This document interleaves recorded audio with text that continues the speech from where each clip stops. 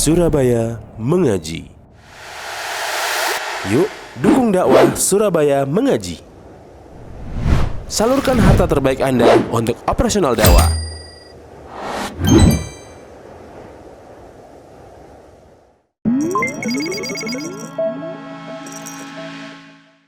Teman itu bisa mempengaruhi kita. Bisa jadi kita akan menjadi serupa dengannya, baik itu atau temannya. Yang sering kita contohkan, misalkan teman dengan ahli salat, ahli sedekah, orang yang sabar, orang yang taat.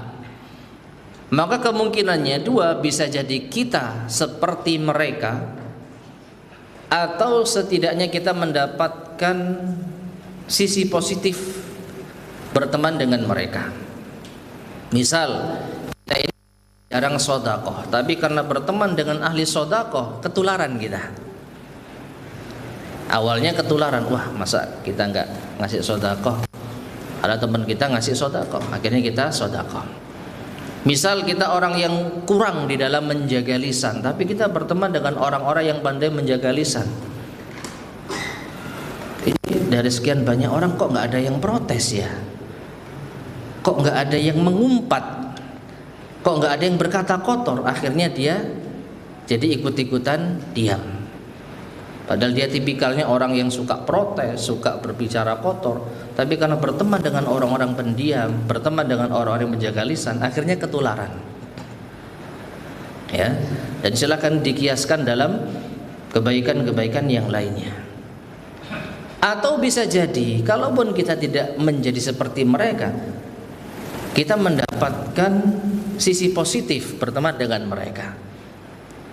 Ya, kita ambil contoh orang yang mungkin kurang menjaga sholat, kemudian dia safar bersama dengan orang-orang yang menjaga sholat. Mau tidak mau, ketika waktu sholat tiba, mereka yang lebih dominan berhenti ke masjid. Ini anggaplah satu orang ini nggak sholat, tapi dia tetap mendapatkan kebaikan apa? Mampir di masjid.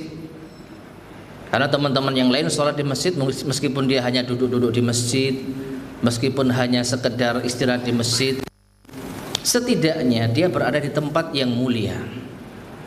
Meskipun tidak menutup kemungkinan dia akan ikut sholat juga, meskipun diawali dengan sungkan, masa yang lain sholat dia nggak sholat.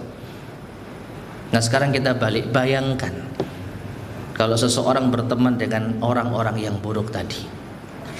Kita rubah total. Orang yang pendiam, orang yang sabar, orang yang bertutur kata baik, tetapi ternyata sekelilingnya orang-orang yang berkata kotor. Bisa jadi ia akan terpengaruh, akhirnya dia juga mengatakan kata-kata yang tidak baik, atau setidaknya dia menjadi mendapatkan dampak. Apa? Ketika ditanya, pergi dengan siapa? Dengan fulan. Wah, orang-orang jahat semua itu. Berarti kamu sama dengan dia. Kita kena apa? Negatifnya. Padahal kita anggaplah tidak terpengaruh dengan mereka. Ini yang sesuai dengan permisalan apa? Wa imma an tajida rihan khabithah. Memang api itu tidak membakar pakaian kita. Api itu tidak mengenai tubuh kita. Jadi kita tidak terpengaruh secara langsung dengan pribadi mereka, tetapi ada aroma busuk yang sampai ke kita. Apa? Kita dicap negatif, kita dicap orang-orang yang sama seperti mereka. Oh, ini temannya fulan, jangan berteman dengan dia. Jadi karena kita berteman dengan orang-orang yang jahat, maka kita mendapatkan dampak negatifnya. Akhirnya orang tidak mau dengan kita. Kenapa? Karena teman kita, ya bahasa sekarang, circle kita orang-orang yang tidak baik. Contoh lagi dalam masalah sholat, kita orang yang menjaga sholat misalkan, safar bersama dengan teman-teman yang nggak sholat. Nah, apa yang terjadi? Tolong dong berhenti sekarang waktu sholat, sedangkan yang lain nggak sholat. Bisa jadi kita dibully. Waliyadzubillah. Ngapain sholat? Nanti bisa di sana, atau kan bisa titip. Walillah, dengan orang-orang yang mungkin pernah kita dengar ya.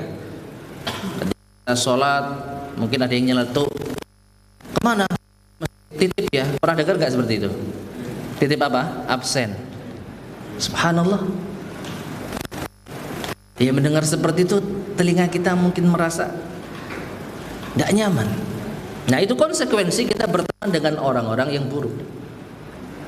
Nah, bayangkan kalau kita safar bareng dengan orang-orang seperti itu, betapa tidaknya. Kemungkinannya bisa jadi kita akan terpengaruh akhirnya, waliyadzubillah. Ini yang sesuai dengan hadis, bakar atau bahkan membakar kulitmu. Jadi dampak buruknya langsung menular ke kita. Kita jadi meninggalkan sholat, waliyadzubillah. Atau setidaknya kita mendapatkan aroma busuknya. Kita mendapatkan aroma busuknya. Kita akhirnya sholat dengan situasi yang tidak ideal. Misalkan betul-betul tidak mau berhenti sama sekali. Sudah melewati waktu sholat zuhur asar, sudah mendekati maghrib. Gimana caranya kita sholat? Dengan teman-teman yang kurang ajar seperti itu, ya semampunya. Fattaqullaha mastata'tum. Bertakwalah kepada Allah semampu kalian. Kalau bisa pakai air minum, kita wudu di mobil, biarin sekalian basah mobilnya itu. Ya. Kalau nggak bisa, mau disimpan ya, airnya semuanya disimpan. Jadi teman-teman yang betul-betul jahat itu, ya sudah, kita tayamum semampunya, lalu kita sholat kemana arah kendaraan melaju. Nah, ini kan kondisi yang tidak nyaman. Nah, ini yang dimaksud kita mendapat aroma busuknya. Memang kepribadian mereka meninggalkan sholat tidak berdampak langsung kepada kita. Kita masih bisa sholat, tetapi kan nggak enak sholat dengan cara seperti itu, tidak nyaman kita. Nah, inilah ungkapan aroma busuk itu masih yang mengenai kita, meskipun tidak langsung membakar kulit dan pakaian kita.